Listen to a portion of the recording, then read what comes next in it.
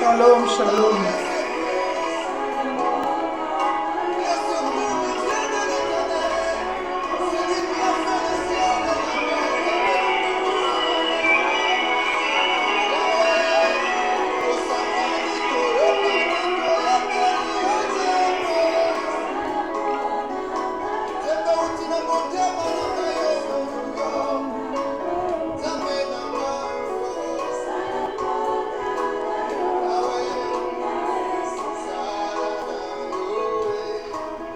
Oh, Dieu soit loué.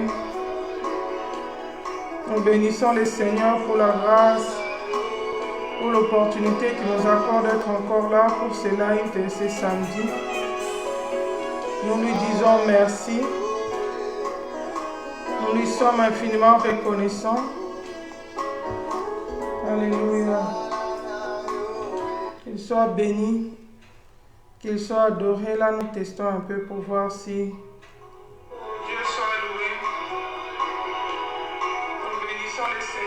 Ah, gloire à Jésus, gloire à Jésus. Il est fidèle. Voilà, nous avons mis un thème.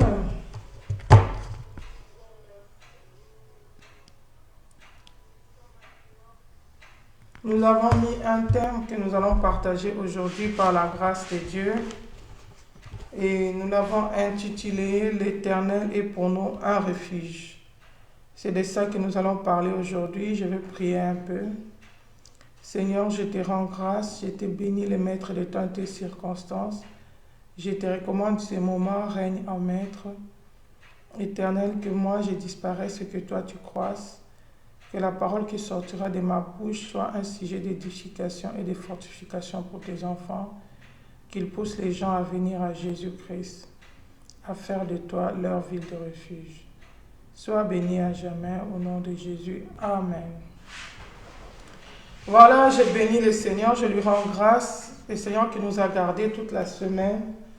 J'espère que tu te portes bien, ta famille aussi. Dieu nous a fait la grâce d'être là, il a pris soin de nous. Beaucoup ne sont plus, beaucoup sont partis. Mais nous, le Seigneur continue à nous garder, il continue à nous nourrir, il continue à prendre soin de nous. Ce n'est pas un hasard. Nous ne sommes pas vivants par hasard. Nous ne sommes pas vivants, comptés parmi les vivants par hasard. Si le Seigneur nous a laissés en vie, c'est parce qu'il a un but pour nous. C'est pour nous laisser encore le temps de nous préparer. C'est pour nous laisser le temps d'améliorer nos voies, d'enranger notre relation avec le Seigneur. Parce que Jésus-Christ de Nazareth nous a promis qu'il est allé nous préparer une place et qu'il reviendra nous chercher. Donc voilà, aujourd'hui nous voulons parler de notre thème, nous l'avons intitulé « Dieu est pour nous un refuge ». C'est vrai, nous sommes dans le texte de Psaume chapitre 46, à partir du verset 2, il est écrit « Dieu est pour nous un refuge et un appui, un secours qui ne manque jamais dans la détresse. C'est pourquoi nous sommes sans crainte quand la terre est bouleversée et que les montagnes chancellent au cœur des mers. Quand les flots de la mer mugissent et écument, se soulèvent jusqu'à faire trembler les montagnes. Il est un fleuve dont le courant réjouit la cité de Dieu, le sanctuaire des demeures du Très-Haut. Bien-aimés, ici nous parlons de Dieu qui est pour nous un appui. C'est vrai que dans le temps où nous sommes, beaucoup de gens prient beaucoup de gens vont dans les églises. Et beaucoup des enfants de Dieu aussi, qui vont prier, qui vont dans les églises, ils ont l'habitude de s'accaparer des promesses de Dieu. Alléluia. Tu vas voir un enfant de Dieu, il dit, ah, sans effet, ni le sans effet. Quand on lui dit quelque chose, non, l'Éternel, avec Dieu, nous ferons des exploits. Bien-aimés, nous avons l'habitude de ramasser comme ça les promesses de Dieu, de s'approprier de ces promesses. Mais c'est que le diable s'arrange et que nous ne puissions pas réaliser pour qui ces promesses sont faites. En fait, il y a beaucoup de promesses dans la Bible qui sont bien pour les enfants de Dieu. Mais nous devons faire attention pour comprendre ces promesses-là se réalisent dans la vie de qui? Est-ce que c'est toute personne qui va à l'église? C'est toute personne qui existe, qui peut dire que oui, je vais faire des exploits parce que je suis avec Dieu? Est-ce que tu es réellement avec Dieu? C'est ça le vrai problème. C'est ça la vraie question. Parce qu'avec Dieu, nous faisons des exploits. Oui, c'est la vérité. Avec Dieu, nous faisons des exploits. Oui, c'est la vérité. Dieu est pour nous un ville de refuge. Bien-aimés, dans le monde, il y a des secousses, il y a des agitations dans le monde. Nous vivons les temps de la fin. Les temps sont compliqués. Tout est compliqué partout. Dans tous les domaines de la vie sont compliqués actuellement. Tu vas voir si tu vas sur le plan politique, rien ne va. Aujourd'hui, nous vivons la guerre de l'Ukraine là-bas. Il y a tout le temps des réunions, les gens cherchent des solutions à des problèmes. Il y a les chaos, il y a d'autres milieux, quand tu vas, on va te mettre down parce que toutes les informations que te donne, c'est seulement pour te faire baisser la tête. C'est comme dans la Bible, on dit, si tu veux planter un champ, si tu regardes les ciels, tu ne vas pas les faire parce que tu vas dire, ah, la pluie va venir, tu vas te décourager. Actuellement, il y a des milieux où si tu vas, on va vraiment bien te décourager. Pourquoi? Parce qu'on va toujours te montrer les négatifs. On va toujours te montrer ce qui ne va pas dans le monde. Même si tu vas dans l'économie, tu vas voir qu'il y a des crises économiques, ça ne va pas. De plus en plus, il y a des entreprises qui font la faillite. On venait de subir les effets de la Covid. Et là, maintenant, il y a la guerre, il y a des pénuries alimentaires, il y a des politiques qui vous annoncent. Et ça va prendre de tel temps, ça va prendre de tel temps. Bien aimé, le monde est agité. Si le plan météorologique, on va te dire, il y a les réchauffements climatiques, il n'y a plus de solutions, il y a la pollution, il y a la ceci, cela. Tout ça, c'est le monde. Le monde est agité. Ah, le travail ne suffit plus. L'argent, les pensions ne vont plus assurer l'avenir. Il y a toujours des alertes. Il y a toujours des choses négatives. Il y a toujours des choses qui agitent le monde. Le monde est en train d'être agité par les événements. Mais dans tout ce que nous dit la parole, la Bible nous dit, Dieu est pour nous un refuge et un appui. Un secours qui ne manque jamais dans la détresse. C'est pourquoi nous sommes sans crainte quand la terre est bouleversée. C'est vrai que la terre est bouleversée. Parce que la terre soupire. Nous sentons que Jésus-Christ est en train de revenir. Soupire, tout le monde sent les douleurs de l'enfantement. On comprend que oui, les années passées, la vie a passé, ce n'est plus la vie actuelle. Aujourd'hui, des choses sont de plus en plus difficiles, compliquées. Si tu vas remarquer ici, je me souviens, il y a quelques jours, j'ai parlé avec un collègue au boulot. Il m'explique, il me dit, j'ai dit, mais pourquoi vous ne voulez pas avoir de grandes familles, vous aimez bien des petites familles? Il te dit, parce qu'actuellement, la vie, c'est devenu cher. À l'époque, nos parents, c'était les mamans restaient à la maison, ils s'occupaient des enfants. Les papas travaillaient, ce qu'ils gagnaient était largement suffisant. Ils avaient des grandes familles, ils avaient le temps de prendre soin de leur famille. Mais actuellement, tout est devenu compliqué. Si tu dis à quelqu'un, tu as plus de 3 enfants, ils sont étonnés. Mais comment tu fais? Comment tu arrives? C'est pas possible. La vie, c'est devenu tellement compliqué qu'on n'a même pas le temps pour prendre soin des enfants. On n'a pas le moyen. Mais comment vous allez partir dans les vacances? Vous allez partir comment? Il faut pouvoir assurer ça, les études, les ceci. Et puis, il n'y a pas le temps. Les gens sont obligés de travailler. L'ennemi augmente les stratégies, travailler plus. C'est comme quand Israël voulait sortir d'Égypte. Pharaon avait dit quoi? Ils ont le temps d'aller prier, d'aller écouter Moïse et Aaron parce qu'ils ont moins de travail. Il faut les surcharger pour qu'ils puissent travailler beaucoup, qu'ils n'aient pas le temps d'aller prier. Tu vas voir des gens qui se moquent, des gens qui prient, qui prennent le temps avec les Seigneurs. Mais comment vous avez... Parce que vous ne voulez pas travailler, parce que vous n'avez rien à faire. Bien aimé, le problème du salut est plus important que le travail. Le salut de l'âme est plus important que le salut du ventre. La Bible dit, pour un aliment, ne détruit pas l'œuvre de l'Éternel. C'est vrai, la parole déclare que celui qui ne veut pas travailler, qui ne mange pas non plus. Le Seigneur avait dit, c'est à la sueur de notre front que nous allons manger notre pain. Mais ce corps est passager. Ce corps va passer. Nous devons prioriser le salut de notre âme. Nous ne devons pas détruire la relation avec Dieu sous prétexte qu'on travaille pour nourrir le ventre. Là, le ventre devient notre Dieu. Là, le ventre prend la place de Dieu. C'est déjà l'idolâtrie. Et les enfants de Dieu, beaucoup de gens sont tombés dans ces pièges. Pourquoi? On leur dit non, il faut travailler beaucoup. Finalement, on travaille tellement beaucoup qu'on n'a plus le temps pour Dieu. On est fatigué. On n'a plus le temps, même quand on a la volonté, on ne peut plus. Pourquoi? C'est une stratégie de l'ennemi. Tu vas voir quelqu'un quand on veut l'embaucher, on lui propose de travailler si tu fais un peu de temps, tu vas gagner, c'est ça. Mais si tu fais beaucoup de temps, comme ça, va te payer plus. La personne sera vite motivée par l'argent. Il ne va pas réaliser qu'il faut que j'ai aussi le temps de passer avec ma famille. Il faut que j'ai aussi le temps de prier. Lui, la priorité, c'est l'argent. Là où on lui dit qu'il va gagner plus, il va dans ça. Il néglige et Dieu et la famille. C'est pourquoi aujourd'hui, tu vas remarquer, il y a beaucoup même de divorces. Moi, j'aime beaucoup parler avec les gens. Une fois, je parlais avec mon collègue de classe. Il lui dit, mais pourquoi beaucoup de divorces? Nous sommes dans un pays où les gens, il y a beaucoup de foyers recomposés. Pourquoi vous ne tenez pas dans vos mariages?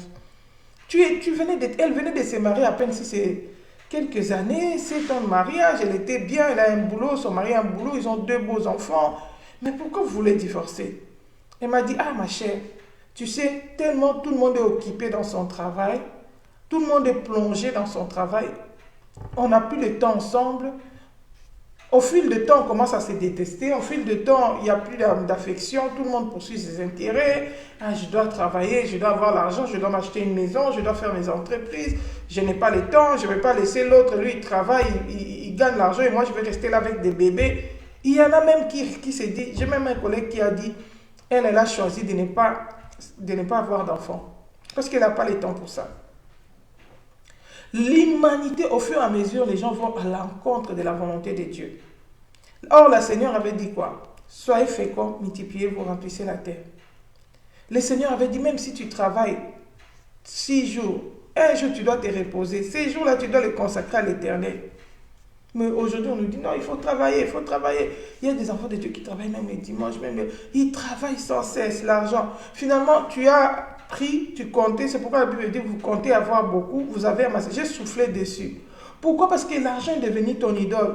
Or, la Bible dit que l'amour de l'argent est la source de tout le maux. Les gens qui voudront s'enrichir, qui couriront derrière les richesses, ils vont tomber dans beaucoup de tourments. Bien-aimés, tout ça, en tant qu'enfants de Dieu, nous devons être avertis. Nous ne devons pas être aveuglés. Nous ne devons pas nous embourber dans ça. Il faut faire très attention. Que le monde ne commence pas à te dicter. Que tu ne sois pas emporté par tous ces vents, par toutes ces tempêtes qui soufflent dans le monde. Parce que nous sommes passagers sur la terre. Nous sommes venus sur la terre en mission. Et nous avons un temps que le Seigneur a départi à chacun de nous. Quand ce temps est arrivé, tu retournes. Mais ça dépend maintenant de comment tu as vécu quand tu étais en mission sur la terre. Quelle a été ta fidélité envers Dieu? Bien aimé, le souffle de Dieu que Dieu nous donne, c'est un crédit que nous avons reçu de la part du Seigneur. Et nous rendrons compte. Nous devons comprendre la raison de notre existence sur la terre. Nous ne sommes pas par hasard sur la terre. Nous sommes en mission. Et Dieu a un plan particulier qu'il a prévu pour chacun de nous. La Bible nous dit ceci. Le Seigneur dit, je connais les projets que j'ai formés sur vous. Projets de paix et non de malheur, pour vous accorder de l'avenir et de l'espérance. Bien aimé, pour chacun de nous, le Seigneur a un projet. Il a un plan. Avant que la Bible dit, David dit, c'est toi qui m'as formé. C'est toi qui m'as tissé dans le sein de ma mère.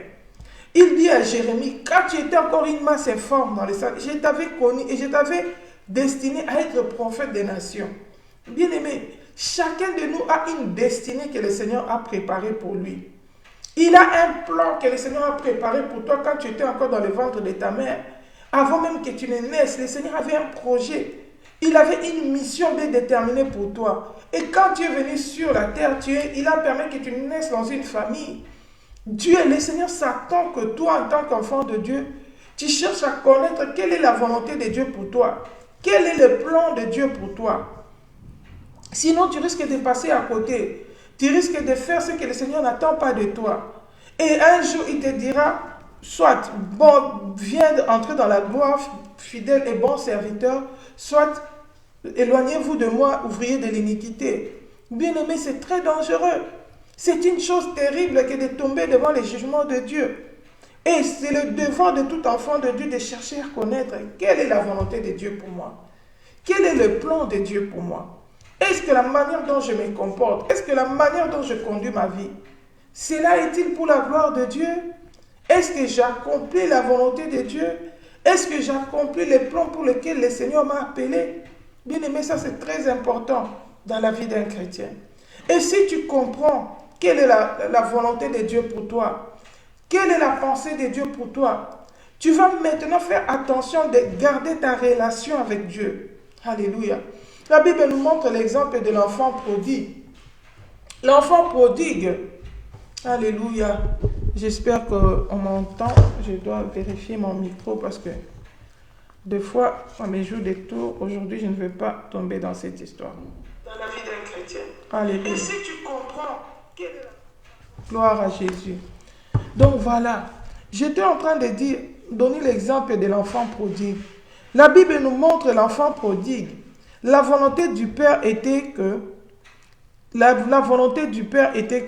l'enfant prodigue puisse rester dans la maison de son Père, qu'il puisse travailler avec son Père. Mais lui, il avait ses ambitions qui étaient contraires à la volonté du Père. Lui, il voulait prendre les richesses, aller les dissiper. Il voulait la liberté, mener sa vie comme il voulait. Il voulait le plaisir de ce monde. Shalom, maman des anges. L'enfant prodigue, lui, voulait le plaisir de ce monde. Il avait ses ambitions. Lui, il voulait le plaisir. Il voulait passer son temps dans le plaisir de ce monde. Oh, la Bible nous décourage. Nous ne pouvons plus mener notre vie en tant qu'enfant de Dieu selon les convoitises de ce monde, selon le plaisir de ce monde. Mais l'enfant prodigue, lui, il trouvait que la vie qu'il menait dans la maison de Dieu, dans la maison de son père, c'était ennuyant pour lui. Il avait besoin de plaisir, il avait besoin de plus de liberté. Il était mécontent. Tu vas voir aujourd'hui, il y a beaucoup d'enfants de Dieu qui se gênent quand ils sont trop spirituels, qui sont mal à l'aise quand ils passent leur vie dans des prières, dans la présence de Dieu, dans la communion fraternelle. Ça l'embête. Il a besoin de se lancer. Il a besoin de plaisir. Alléluia. C'est comme ça que l'enfant prodigue, dans la maison du Père, il était dans l'obéissance de la parole de Dieu. Il servait son Père. Mais ça ne le plaisait plus. Il ne supportait plus ni la voix de son Père, ni la voix de son frère.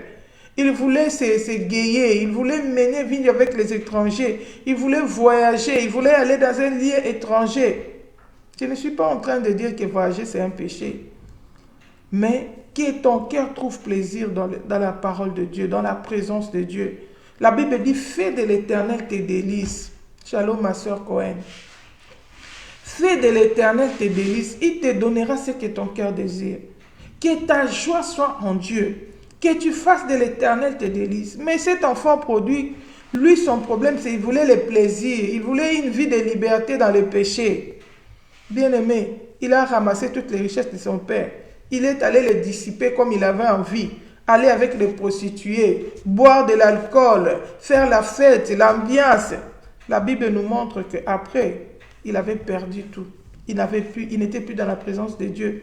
Il avait perdu les richesses. La pauvreté l'avait rattrapé. La souffrance l'avait rattrapé. Il a essayé de travailler. Il y a beaucoup de gens aujourd'hui qui souffrent parce qu'ils ont abandonné la présence de Dieu. Parce qu'ils sont des Jonas, ils fuient l'appel de Dieu. Ils veulent la liberté du péché. Quand on lui demande de se sanctifier, de se dépouiller, de marcher dans la crainte de Dieu, il trouve que c'est trop demandé. Lui, il a besoin de plaisir. Il a besoin de faire sa vie. Il a besoin de paraître. Il a bien aimé. La Bible dit que la vie de l'homme, c'est comme une fleur qui, le matin, elle germe. Les gens apprécient. Ah, regarde cette fleur, c'est joli. Mais le soleil vient, il fane et puis il passe. L'homme est passager. Sur la terre des hommes, nous sommes en mission. Dieu nous a envoyés avec une mission bien précise. Et cet enfant, est allé dissiper sa vie dans le plaisir du monde, dans le péché. Nous connaissons la suite, comment il était devenu malheureux. Il a compris que s'il souffrait, c'est parce qu'il a abîmé sa relation avec Dieu. Il a pris la décision de revenir vers son Père. Bien-aimé, si aujourd'hui c'est ton cas, tu te retrouves peut-être dans la souffrance, tu es en train de mener une vie qui ne te ressemble pas. Ce n'est pas ce que le Seigneur t'avait promis. Tu vis le contraire. Cherche à réparer. Cherche à retourner dans la présence de Dieu. La Bible dit, souviens-toi d'où tu es tombé et répands-toi. C'est où tu as abîmé ta relation avec Dieu. C'est à partir de où tu t'es écarté de la volonté de Dieu. Qu'est-ce que le Seigneur t'avait dit? Quand le Seigneur t'a appelé, qu'est-ce qu'il t'avait dit? Qu'est-ce qu'il t'avait donné comme promesse? Quelle ligne de conduite il t'avait donné? Est-ce que ce que tu fais aujourd'hui, c'est ce que le Seigneur attend de toi? La Bible dit, l'Éternel est pour nous un refuge. Tu es en train de poursuivre le monde va mal. Actuellement, le monde est agité, le monde va mal. La solution de l'humanité, c'est Christ. Alléluia. Ce n'est pas, dans le monde, il n'y a pas d'avenir. Dans le monde, il y a une courte joie. Alléluia. Dans le monde, il n'y a pas d'avenir. Le vrai refuge, le vrai secours, c'est en Jésus-Christ de Nazareth. Le vrai secours, c'est en Jésus-Christ de Nazareth. La Bible nous dit, Dieu est pour nous un ville de refuge. Il est pour nous un refuge et un appui. Bien-aimé, quand tout va mal dans ta vie, tu t'appuies où? Tu te refuges où? Quand tout va mal, tu vas où? L'Éternel est pour nous un refuge. Mais pour qu'il soit ton refuge, tu dois entretenir ta relation avec Dieu. La Bible dit, l'enfant produit quand il était en dehors de la présence de la maison du Père, la souffrance l'avait rattrapé parce qu'il avait abîmé sa relation avec Dieu. Il a compris que son vrai problème, ce n'est pas le travail. Dans la maison de son Père, il travaillait, mais là-bas aussi, il travaillait. Il travaillait aussi devant il gardait les porcs, mais ça ne le procurait pas de richesse, ça ne le procurait pas la paix. Il a compris que le vrai problème, c'est la relation qui a été brisée avec Dieu. C'est pourquoi beaucoup des hommes avertis, des vrais enfants de Dieu qui avaient compris cela, ils faisaient très attention pour abîmer leur relation avec Dieu. Si nous regardons l'exemple de Daniel, dans Daniel chapitre 1, verset 8, la Bible dit, Daniel résolut de ne pas s'essuyer par le mets du roi et par le vin dont le roi buvait. Il priait le chef des eunuques de ne pas l'obliger à s'essuyer. Dieu fit trouver à Daniel faveur et grâce devant les chefs des eunuques. Daniel comprenait l'importance d'avoir une bonne relation avec Dieu. Il ne voulait pas abîmer sa relation avec Dieu. Il s'est conservé pied pour le Seigneur. Bien-aimés, aujourd'hui nous sommes tentés. Il y a beaucoup de situations où nous sommes éprouvés, où nous sommes défiés dans notre relation avec Dieu. Dans notre foi, nous rencontrons des défis au cours de la vie. Nous rencontrons beaucoup de situations qui peuvent faire que nous puissions facilement tomber dans le péché, qui peuvent faire que nous puissions facilement se détourner de la voie de Dieu. Alors un enfant de Dieu doit être prudent, il doit être averti. Tu dois d'abord être conscient que ça va arriver et quand ça arrive, tu dois veiller à ne pas t'essuyer. Beaucoup de gens aujourd'hui sont aveuglés, sont dans la distraction. Ils entrent facilement dans la compromission sans s'en rendre compte. Oh bien-aimé, surtout dans les milieux de travail. Tu vas dans le travail, tout le monde vole, toi aussi tu voles. Tout le monde calomnie. Dans les bureaux, les gens ont l'habitude de parler derrière le dos des gens. Ils sont en train de raconter, mais toi aussi tu es un enfant de Dieu, tu participes. Tu te suis sans te rendre compte. Alléluia.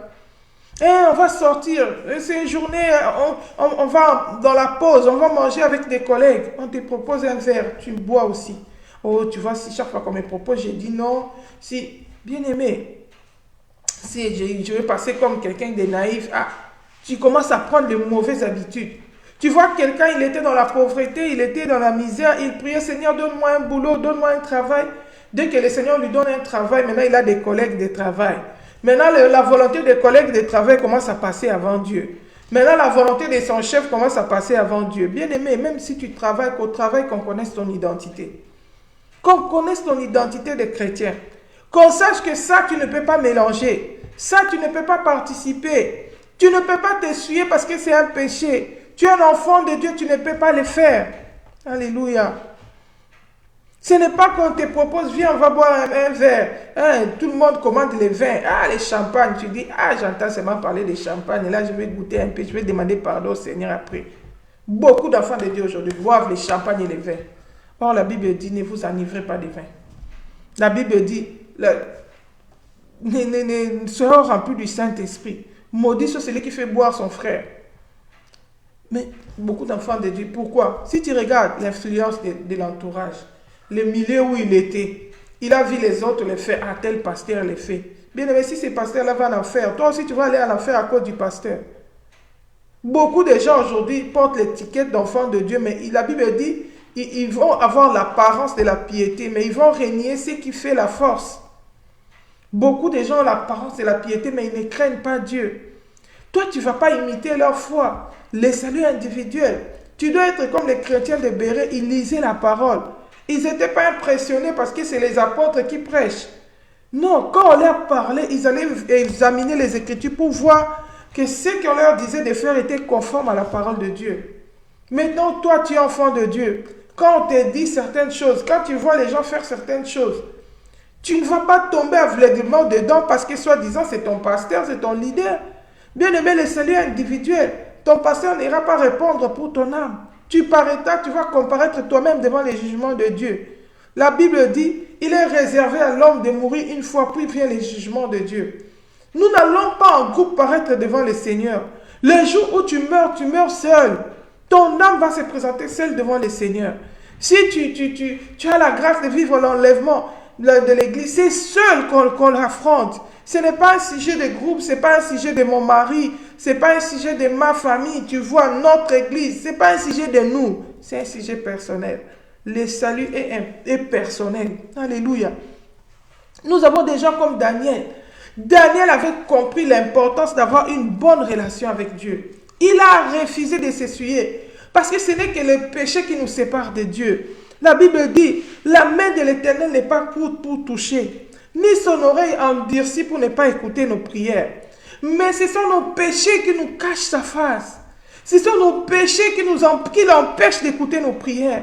Aujourd'hui, tu vas voir, ah, le Seigneur avait dit, nous serons la tête et non la queue. Tu es toujours la queue. Sans effet, tous les sorts qu'on te lance, ça te touche toujours. Pourquoi? La Bible dit que la malédiction sans cause sera sans effet. Mais quand il y a une cause qui est le péché, la porte est ouverte. Ça donne accès à l'ennemi. Aujourd'hui, beaucoup d'enfants de Dieu sont aveuglés. Ils ne lisent pas les Écritures. Ils ne comprennent pas la parole de Dieu. Shalom m'a dit. Ils ne comprennent pas la parole de Dieu.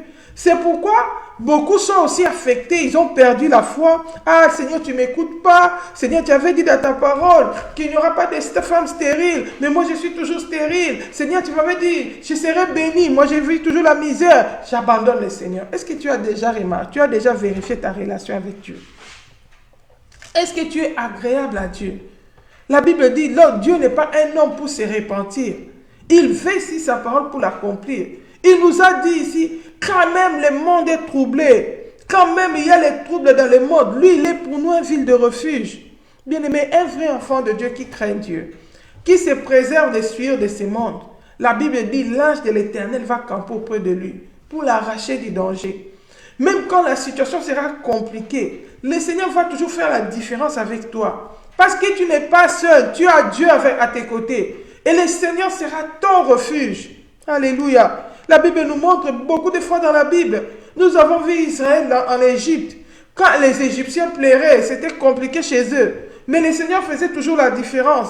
Chez les Israélites, le Seigneur faisait la différence. Alléluia. Chez les enfants de Dieu, même quand le monde va mal. Nous avons vu même dans la période de la sécheresse. Parce que le Seigneur était en colère à cause de Akab, qui avait amené tous les pays dans l'idolâtrie, a servi les Baals et les Astartés. Le Seigneur avait frappé le pays, il y avait la sécheresse, 3 ans pas de pluie. Même dans la maison du roi, il y avait la faim. Ils cherchaient même à tuer du bétail. Il manquait même la nourriture pour leur bétail. Mais Dieu a fait la différence chez une veuve. La veuve de Sarepta. Pourquoi? Parce qu'elle craignait le Seigneur. Elle s'est préservée des souillures de ce monde. Dieu a nourri Élie dans le désert. Le corbeau est venu les nourrir. Pourquoi? Parce qu'Élie craignait Dieu. Dieu fait toujours la différence dans la vie de ses enfants. Quand le monde est sans espoir, quand tout le monde est désemparé, nous ne sommes pas seuls. Même quand il y a des défis, il y a des problèmes, des soulèvements, un vrai enfant de Dieu n'est jamais seul. Il a toujours Jésus à ses côtés. Il a toujours un refuge. Oui, les nouvelles peuvent arriver, les situations peuvent surgir, mais j'ai un appui, j'ai quelqu'un sur qui je peux me réfugier. Alléluia. Et la Bible dit, venez en moi, vous tous qui êtes fatigués et chargés, je vous donnerai du repos. Le Seigneur veut accorder son repos, pas seulement aux enfants de Dieu, il veut l'accorder à tout le monde, à quiconque vient à lui. Alléluia. La Bible dit que Dieu a tant aimé le monde, qu'il a envoyé son Fils unique, afin que quiconque croit en lui ne périsse point. Il y a la perdition dans le monde, parce que le salaire du péché, c'est la mort. Aujourd'hui, il y a des calamités, il y a des choses qui arrivent, et Dieu permet ça à cause du péché. Mais il fait la différence avec ses enfants. Il fait la différence avec ceux qui le craignent. C'est pourquoi nous pouvons passer par les mêmes événements, mais nous n'allons pas avoir le même résultat. Celui qui les passe avec Dieu sera toujours différent. Celui qui les passe seul, il va entrer dans la dépression, il va avoir AVC, il va se suicider, il va se... Aujourd'hui, nous voyons des gens qui se jettent dans les trucs de train. Alléluia. Qui se jettent dans les trucs de train, qui se tuent, qui se suicident. Pourquoi? Parce qu'ils sont désespérés. Mais un enfant de Dieu, même quand on lui annonce qu'il a le cancer, il sait qu'il a un Dieu qui est capable de guérir le cancer. Son problème à lui, son devoir à lui, c'est de s'arranger, de garder sa relation avec Dieu, de travailler pour conserver sa relation avec Dieu, de garder une vie de sainteté, une vie de sanctification. Alléluia. La Bible dit, quand on a dit à Daniel, il était dans la maison du roi dans un pays étranger, on a dit à Daniel, vous là, vous devez manger dans la table du roi. Daniel a remarqué que dans la table du roi, la Bible dit, il y avait le vin là-bas, et le mets que le roi mangeait était des mets sacrifiés aux idoles. La viande là était sacrifiée aux idoles. David a dit, Daniel a dit, moi je ne vais pas manger ça. Il s'est résolu de ne pas s'essuyer. Qu'est-ce qu'il a remarqué? Dans la table du roi, il y avait aussi des légumes, il y avait aussi de l'eau. Il a dit, donnez-moi des légumes et de l'eau. Mais ces viandes là sacrifiées aux idoles, je ne peux pas toucher. Les vins là, je ne veux pas boire ça. Parce que je ne veux pas m'essuyer. Alléluia. Il devait conserver le Saint-Esprit. Il devait conserver sa relation avec Dieu. Aujourd'hui, nous avons des enfants de Dieu qui s'enivrent, qui vont dans le péché. Alléluia. La Bible dit, quand toi tu veux craindre Dieu, même si c'est difficile, la faveur de Dieu va t'accompagner aussi. Parce que tu es dans la volonté de Dieu. Comme Daniel était dans la volonté de Dieu, la Bible dit que Dieu est intervenu. Alléluia. Dieu a fait trouver à Daniel faveur et grâce devant les chefs des eunuques. Alléluia. Une fois, on m'a posé la question. On m'a dit, maman Fifi, il a parlé de dépouillement, de la nourriture. Et nous qui sommes une sœur a posé la question au pasteur. Dans des pays, on fait comment? Bien aimé, j'avais parlé de mon émission passée, j'ai parlé de viande halal. Les viandes halal, si tu vas dans Google, tu vas remarquer, c'est une viande où on fait des sacrifices. En fait, les musulmans, avant de prendre, quand ils prennent cette viande-là, avant de couper la tête, ils font des cultes de Dieu à leur Dieu. Ils font des cérémonies. C'est après qu'ils coupent, ils viennent vendre ça. C'est un animal qui a été dédié à un idole. Ils ont fait des cérémonies avec ça et puis ils viennent vendre. Et ils mangent ça. Mais nous, en tant que chrétiens, ne devons pas manger ça. Pourquoi? Parce que dans Actes chapitre 15,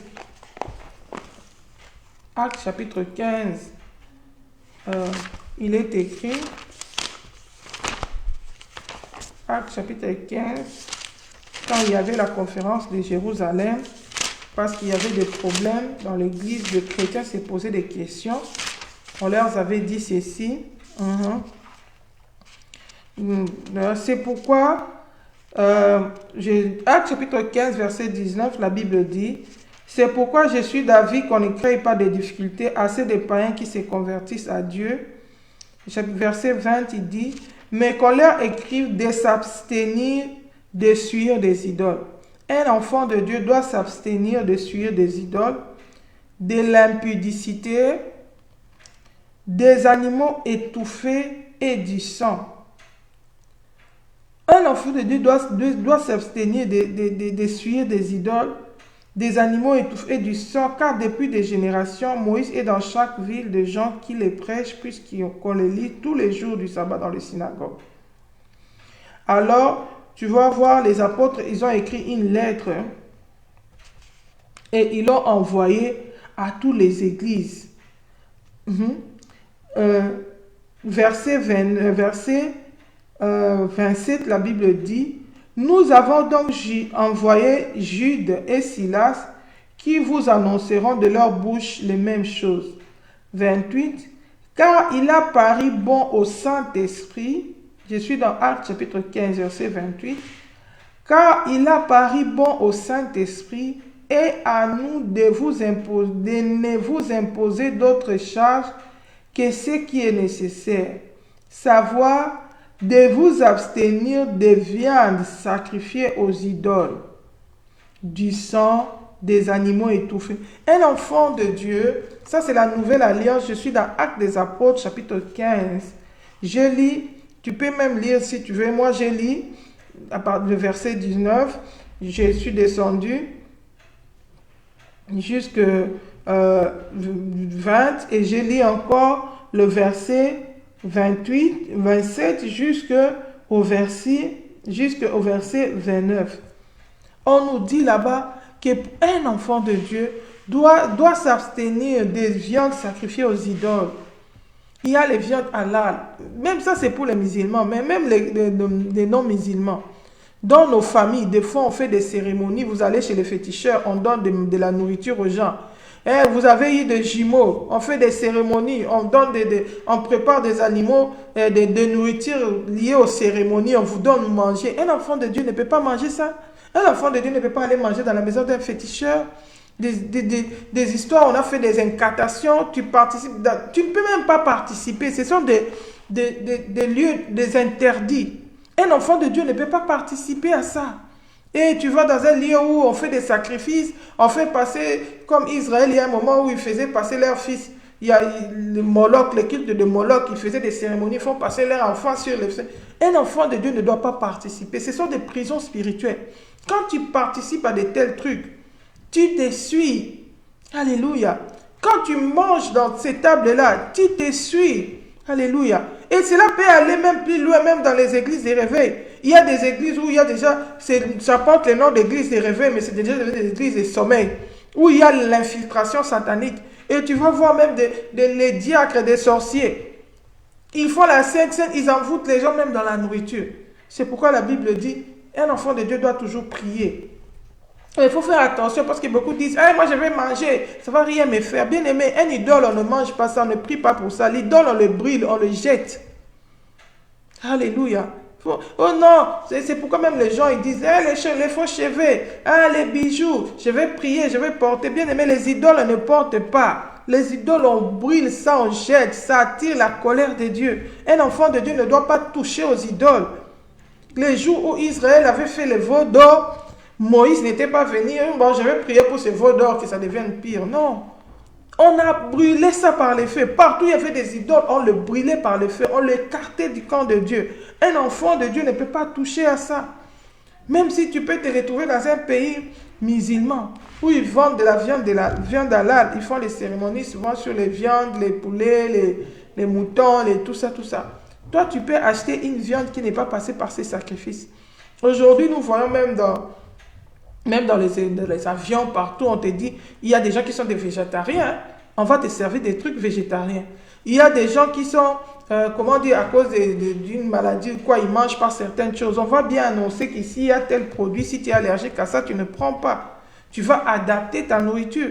Ici, dans le cas de Daniel, il était dans la maison du roi. Et dans cette maison-là, la viande qui était là, c'était sacrifiée aux idoles. Et les vins. Il n'a pas touché ça. Il n'était pas végétarien. Mais là, particulièrement, à cause de cela, ils ont résolu de ne manger que les légumes et de l'eau. Alléluia.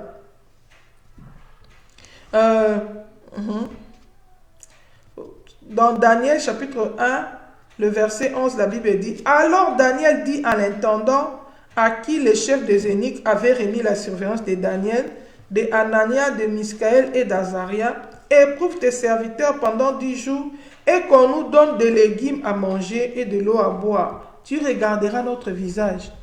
Ils ont demandé des légumes. Pourquoi? Parce que la viande qui était là était suée. Mais tu peux te retrouver dans un pays musulman, il y a les poissons, ils ne font pas de sacrifices, ils ne font pas de cérémonies sur le poisson parce que selon eux, ils considèrent ça c'est déjà pur. Tu peux manger ça, tu peux manger les pains, tu peux manger autre chose. Et tu peux manger aussi des viandes qui ne sont pas passées par ces cérémonies. Alléluia. Pourquoi? Parce que tu ne veux pas t'essuyer. Tu veux conserver ta relation pure. La Bible nous montre l'exemple de Joseph. Joseph, la Bible dit que il était étranger. Il s'est retrouvé dans la maison de Potiphar, sans famille pour le défendre. Un étranger dans un pays étranger. Mais il voulait garder la relation avec Dieu. Parce qu'il sait que c'est Dieu qui est omniprésent. C'est Dieu qui accompagne les gens partout. C'est avec Dieu qu'il y a les exploits. Là où tes parents ne peuvent pas te défendre, peut-être parce que tu es déjà orphelin. Là où peut-être ta famille ne peut pas te secourir parce que tu te retrouves dans un pays étranger. Mais tu as un refuge qui est l'Éternel.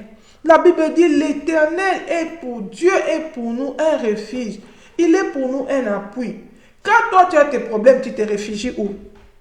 Beaucoup de gens, quand il a des problèmes, il va se réfugier dans l'alcool. Il va se saouler la gueule. Il boit l'alcool. Après, quand il dort, il se réveille, le problème est toujours là. Mais jusqu'à quand tu vas comprendre que tu es en train d'essuyer les temples de Dieu? Tu es en train de te tromper parce que l'alcool n'enlève pas le problème. Même si tu t'essuies, après, le problème est toujours là. Ça n'améliore pas pour autant ta vie. Pourquoi tu ne vas pas prendre la décision comme l'enfant prodigue? Il s'est rendu compte, il a dit non, le vrai problème, j'ai abîmé la relation avec mon père. Je vais retourner vers mon Dieu. Je lui dirai, j'ai péché contre toi et contre les ciels. Oh, alléluia. Bien-aimé, aujourd'hui, le Seigneur veut t'interpeller. Peut-être tu mènes une vie, tu te sens comme si tu es seul dans le monde. Tu te sens rejeté, tu te sens désemparé. Bien-aimé, ce n'est pas ça la volonté de Dieu pour toi. La volonté de Dieu, ce n'est pas ça. Le problème, c'est le péché. Alléluia. C'est le problème, c'est le péché. Prends la décision de revenir vers ton Dieu, d'arranger ta relation. Daniel a dit, pas question, je ne veux pas m'essuyer. Je vais conserver ma relation avec Dieu. Et le Seigneur a vu la démarche de Daniel. Il a accordé la faveur. Mais quand tu vas remarquer dans le parcours de Daniel, il y a eu des moments où il y avait des bouleversements. Il y avait des défis. Mais puisque Dieu était à leur côté, quand les gens étaient troublés, perturbés, ils ne savaient pas que faire. Et ils avaient un refuge. Ils agissaient différemment. Si tu regardes dans Daniel chapitre 2, on nous parle du songe de Nebuchadnezzar. La vision de la statue. Nebuchadnezzar a eu un songe. Il a oublié le songe. Il ne connaissait pas l'explication. Il a oublié le songe. Il a appelé tous ces gens qui travaillaient dans sa maison. Ces magiciens, ces astrologues. Il les a dit, dites-moi le songe et son explication. Ils étaient incapables de donner l'explication. Et le roi était tellement en colère, il les a dit, bon, comme vous n'êtes pas en mesure de me donner l'explication, donc vous n'êtes pas utile à mes côtés. Je vais vous tuer, vous tous. Alléluia. La Bible dit, le Daniel chapitre 2, verset 10, les Chaldéens répondirent au roi, il n'est personne sur la terre qui puisse dire ce que demande le roi. Aussi jamais roi, quelque grand et puissant qu'il a été, n'a exigé une pareille chose d'un magicien, astrologue ou chaldéen. Ce que le roi demande est difficile. Il n'y a personne qui puisse le dire au roi, excepté les dieux dont la demeure n'est pas parmi les hommes. Ils ont compris que Dieu est au-dessus de la magie. Mais aujourd'hui, il y a beaucoup d'enfants de Dieu qui abandonnent la voie de Dieu, qui vont dans la magie. Pourquoi? Parce qu'ils trouvent que j'ai servi Dieu, et je ne vois pas clair, ma vie n'avance pas, ma vie ne va pas de l'avant. Est-ce que ta relation avec Dieu était bonne? Le Dieu que nous prions, c'est lui qui a rendu Job riche en son temps. C'est lui qui a béni Abraham. La Bible dit, il a dit à Abraham, je rendrai ton nom grand. Toutes les nations de la terre seront bénies en toi. Bien-aimé, ça se trouve dans la Bible. Alléluia. Nous savons l'exemple de Salomon. Il a demandé l'intelligence et la sagesse. Dieu lui a donné la bénédiction. De David, c'était des hommes riches. Ils étaient bénis. Il a dit, je ne vais pas donner à Dieu ce qui ne m'écoute pas. Mais qui les a bénis? C'était Dieu. Le problème, c'est la relation avec Dieu.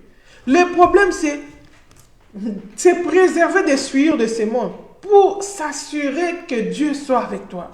Pour s'assurer que Dieu soit à ton côté. Parce que c'est déjà clair qu'avec Dieu, nous faisons des exploits.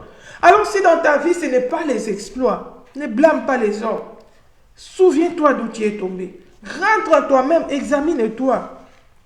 La Bible dit ici, il y a eu un problème, tout le monde était agité. Personne n'avait de solutions. Et les rois, la Bible, le verset 12, la Bible dit, là-dessus, le roi s'est mis en colère et s'irrita violemment. Il ordonna qu'on fasse périr tous les sages de Babylone. Autour du roi, il y avait des magiciens qui étaient des sages. Bien aimé, aujourd'hui, le Seigneur peut t'élever, il peut te mettre autour d'un roi, autour d'un président.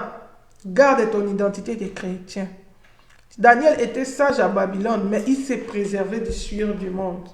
Il marchait dans la crainte de Dieu. C'est pourquoi les conseils de Daniel étaient différents des conseils des autres. Pendant que les autres recouraient à la magie, Daniel craignait Dieu. Daniel conservait sa relation avec Dieu. Et les jours où il y a eu un problème, il y a eu l'agitation chez le roi. Les magiciens étaient incapables de donner la solution. Aujourd'hui, tout le monde pense que pour être ceci, il faut aller dans la secte ceci. Il faut être dans... Si tu n'es pas dans cela, on va te combattre. Mais avec Dieu, nous faisons des exploits. Il est possible de monter avec Dieu. Il est possible d'être élevé avec le Seigneur. En se conservant des souillures du monde. J'évite de toucher, de citer des noms ici. Mais pour être élevé, il ne faut pas seulement aller dans les sciences occultes. Ou pour avoir beaucoup de diplômes de l'université, il ne faut pas seulement aller dans les sciences occultes. Le Saint-Esprit est l'Esprit supérieur qui nous donne l'intelligence et la sagesse pour comprendre les sciences. Alléluia. Même dans la politique, nous avons vu des grands politiciens de David. Ils ont été avec Dieu. Ils ont reçu les conseils de Dieu. Ils avaient des prophètes à leur côté qui ne craignaient pas les prophètes d'aujourd'hui qui ont mangé dans la table du roi. Comme les prophètes qui ont mangé dans la table d'Akab et de Jézabel. Qui sont allés dans l'idolâtrie, qui ont amené la malédiction. Mais ils avaient des prophètes qui craignaient Dieu. Samuel, il donnait des conseils. Quand Saoul s'est détourné dans le péché, Samuel lui disait, tu as péché contre Dieu. Pourquoi tu as agi comme ça? Le Seigneur t'a rejeté. Tu dois marcher dans la crainte de Dieu. Quand David, les jours où David avait commis le péché, le prophète est venu lui dire, tu as commis un péché. Il a cité son péché par son nom. David s'est repenti, il a arrangé la relation avec Dieu. Où sont ces prophètes qui craignent Dieu, qui ont l'audace de dire la vérité au roi? Aujourd'hui, même pas chez les rois. Là, les églises, seulement les pasteurs ont peur de dire la vérité, sinon les gens vont abandonner les églises. Ils ne veulent pas prêcher la repentance. Ils veulent flatter les gens dans le péché pour qu'ils aillent en enfer. Mais qu'eux, ils comptent seulement le nombre des gens. Shalom, la communauté, la main de l'Éternel. Qu'eux, ils comptent seulement le nombre des gens. Qu'eux, ils récoltent seulement l'argent. Mais les enfants de Dieu périssent, vont en enfer. Ils mènent une conduite qui ne glorifie pas Dieu. Mais ils ne veulent pas prêcher la vérité. Pourquoi? Ils regardent les intérêts charnels. Mais Daniel, chez le roi, il n'a pas craint que je suis étranger. Il n'a pas craint que je suis étranger qui va me défendre. Je ne suis pas en Israël, je suis à Babylone. Et nous avons été déportés. Nous travaillons dans la maison du roi. La grâce que nous avons eue, c'est d'être mis en charge chez le roi comme sage. Mais maintenant, si j'abîme mon travail, qu'est-ce que je vais devenir? Non, il n'a pas craint pour son travail, mais il a craint Dieu. Et quand le trouble est arrivé, le Dieu qu'il avait honoré, qu'il avait fait trouver grâce, a été avec lui. Il a été son refuge. Alléluia. Il a été son appui. Quand tout le monde était désemparé parce qu'il n'y avait pas de solution. Le verset 14 dit, alors Daniel s'adressa d'une manière prudente. Alléluia.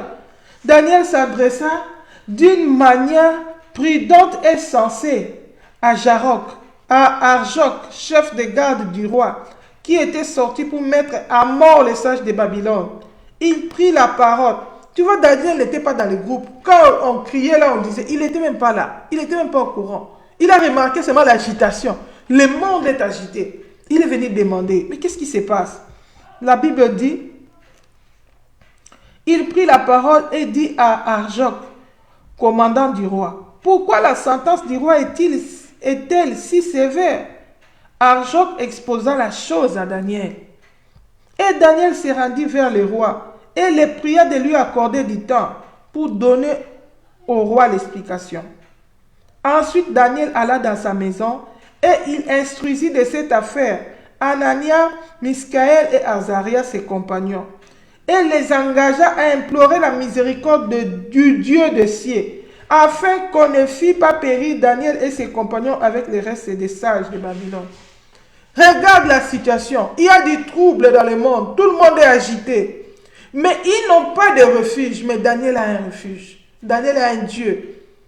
La raison pour laquelle il conservait sa relation avec Dieu. La raison pour laquelle il s'est préservé des souillures du monde. Quand tout le monde était dans le plaisir, mangeait le vin du roi, allait s'enivrer dans les idoles, lui s'y conservait pire. Il avait une vie de mise à part. Il avait une vie de prière, une vie de sanctification. La Bible dit que Daniel, non seulement il s'est sanctifié, il ne voulait pas s'essuyer, mais il avait aussi une vie de prière. Il priait 3 fois par jour. Dans la présence de Dieu. Quand les gens étaient dans les groupes, dans les tumultes, en train de parler, bien aimé, il y a des espoirs qu'on ne peut faire que dans la présence de Dieu. Il y a beaucoup d'enfants de Dieu qui veulent les masses, qui ont l'habitude de rester dans le groupe. C'est pourquoi leur vie est limitée aux conditions de du groupe. Quand ils veulent se sanctifier, quand les groupes disent « Hey !» ils s'arrêtent. Qu'est-ce que les gens vont penser de moi? Ils vont me rejeter. Bien aimé, la Bible dit que Jésus était rejeté, méprisé, pour que nous soyons sauvés. Accepte les rejets pour Jésus. Méprise l'ignominie. Tu as un grand prix, une grande récompense qui est attachée à cela. Ces gens-là qui te calomnient aujourd'hui, quand ils vont voir la main de Dieu dans ta vie, ils vont bénir le Seigneur. Mais il faut payer un prix. Alléluia. Il y a toujours un prix à payer. Dans le parcours avec le Seigneur, il y a un prix à payer. On doit accepter les rejets à cause du Seigneur. On doit accepter l'humiliation à cause du Seigneur, mais être ferme dans sa position. David était ferme. Daniel était ferme. Il savait qu'il a Dieu à ses côtés. Il ne s'était pas souillé. Il savait que la prière du juste a une grande efficacité. Quand tu es juste, ta prière a une grande efficacité. Quand tu pries, le Seigneur va prêter oreille à ta prière. Le Seigneur va t'exaucer. Alléluia. Il est allé prier. Il a dit, ils sont désemparés parce qu'ils sont sans Dieu. Mais nous avons un appui. L'Éternel est notre soutien. Allons dans la présence de Dieu. Exposons-lui le problème. La Bible dit que le Seigneur a écouté la prière. Le Seigneur a répondu Daniel. Le Seigneur lui a donné les songes que le roi avait oubliés et son explication. Et Daniel a été honoré. On les a élevés encore davantage devant le roi. Oh bien-aimé, quelle est la situation qui te trouble aujourd'hui? D'autres gens, non, Dieu aime seulement certaines personnes. Moi, Dieu ne m'aime pas. Depuis que j'avais commencé à prier cette histoire-là, Dieu ne me répond toujours pas. Est-ce que tu as déjà arrangé ta relation avec Dieu? Aujourd'hui, beaucoup de gens vont fabriquer des bénédictions. Parce qu'il a trouvé que Dieu ne répond pas. Il va dans le péché et puis il va témoigner à l'église. Dieu m'a donné. Mais toi-même, tu sais que ce que tu dis que Dieu t'a donné là, ce n'est pas Dieu. Tu l'as eu dans les souillures, tu l'as eu dans le péché. Oh bien-aimé, jusqu'à quand tu vas te compromettre? Jusqu'à quand tu vas aller dans les souillures du monde? La Bible dit, Dieu est pour nous un refuge et un appui, un secours qui ne manque pas dans la détresse. Bien-aimé, le secours de l'homme n'est que vanité. Beaucoup de gens, ils avaient mis leur appui dans l'entreprise. L'entreprise est tombée en faillite. Il a fait qu'il y ait crise, il est mort. Il est parti se suicider. Il a démissionné, on l'a licencié, il est parti se suicider. Parce que pour lui, il pensait sa vie, c'était le travail. Il pensait sa vie, c'était cette entreprise-là. Bien-aimé, il y a un refuge qui nous accompagne partout. C'est l'Éternel, notre Dieu. Alors arrange ta relation avec Dieu. Fais comme l'enfant prodigue. Regarde qu'est-ce qui ne fait pas. Quelle est la source de ton malheur? Quelle est la source de tes problèmes? C'est où tu t'es écarté des recommandations du Seigneur dans ta vie. C'est où tu as abandonné ton premier amour. Quand tu étais venu au Seigneur, tu l'avais fait des promesses. Seigneur, je ferai ceci. Seigneur, je vais marcher avec toi, je te servirai toute ma vie. Le Seigneur t'a accueilli avec tendresse. Ma fille, mon fils, oui, je t'aime. Regarde, ce que je veux de toi, c'est ça. Si tu fais ça, je serai avec toi. Tu as dit, ok. Maintenant, tu as commencé à marcher. Tu as pris les habitudes. Tu es devenu en sécurité. Tu commences à aller dans le péché. Tu commences à abandonner la volonté de Dieu. Et c'est comme ça que les douleurs sont venues. Parce que la Bible dit, le diable, il est comme un lion rugissant. Lui, il rôde. Il cherche seulement les occasions. Quand toi tu vas dans la distraction, là tu ouvres les portes, tu te lances dans le péché, tu oublies qu'il y a un ennemi qui rôde, qui cherche, qui va dévorer. Lui, il va profiter pour entrer, pour venir déchirer, pour venir égorger et pour venir détruire. Mais si tu vis encore, il y a encore de l'espoir. Même si tu es grave dans les lits d'hôpital, on a dit qu'il reste autant de jours. Il y a encore de l'espoir en Christ. Tu es encore capable de te repentir, d'arranger ta relation avec Dieu. Et le Seigneur va te restaurer. Le Seigneur va t'accueillir. Alléluia. La Bible dit, je suis dans Luc chapitre 15, au verset 17. Ici, l'enfant prodigue, la Bible dit, étant rentré en lui-même, il s'est dit, combien de mercenaires chez mon père ont du pain en abondance, et moi ici je meurs de faim. Je me lèverai, j'irai vers mon père, et je lui dirai, mon père, j'ai péché contre le ciel et contre toi. Je ne suis plus digne d'être appelé ton fils. Traite-moi comme l'un de tes mercenaires. Et il se leva et alla vers son père. Comme il était encore loin, son père le vit et fut ému de compassion. Bien-aimé, il y a un Dieu qui t'aime. Il y a un Dieu qui a compassion de toi. Alléluia. Il fut ému de compassion. Il courut se jeter à son cou et le baisa. Bien-aimé, le Seigneur est prêt à t'accueillir. Il dit, venez à moi, vous tous qui êtes fatigués, chargés, je vous donnerai du repos. Bien-aimé, ces péchés n'étaient pas fatigués. La situation que tu traverses là, jusqu'à quand tu vas fuir le Seigneur, jusqu'à quand tu vas tourner le dos au Seigneur, reviens à lui, il va t'accueillir les bras ouverts. Personne n'est à mesure de te prendre à charge.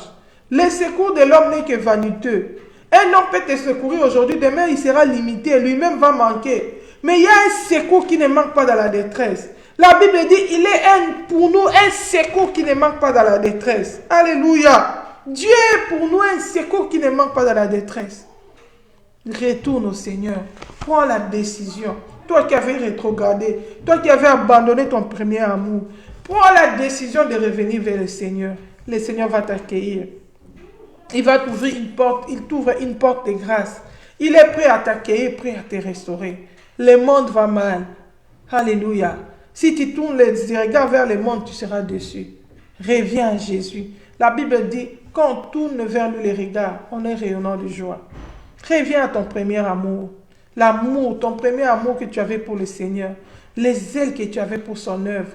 Retourne dans la présence de Dieu. Et le Seigneur va te restaurer. Voilà, nous allons nous arrêter là pour aujourd'hui. Que le Seigneur bénisse cette parole. Que cette parole soit scellée par le sang de Jésus. Que le diable ne vienne pas la voler. Mais qu'elle produise des fruits dignes de la repentance. Qu'elle nous ramène vers le Seigneur. Parce que la volonté de Dieu pour nous est que nous produisons de fruits et que notre fruit demeure. Que le Seigneur nous fasse grâce. Que la parole que vous avez écoutée puisse vous sanctifier. Selon qu'il est écrit, il nous a sanctifiés par l'eau de sa parole. Si Jésus-Christ ne revient pas, on se retrouve encore samedi prochain à 11h heure de Paris. Je vous dis shalom, passez un bon week-end avec Jésus. Bye bye.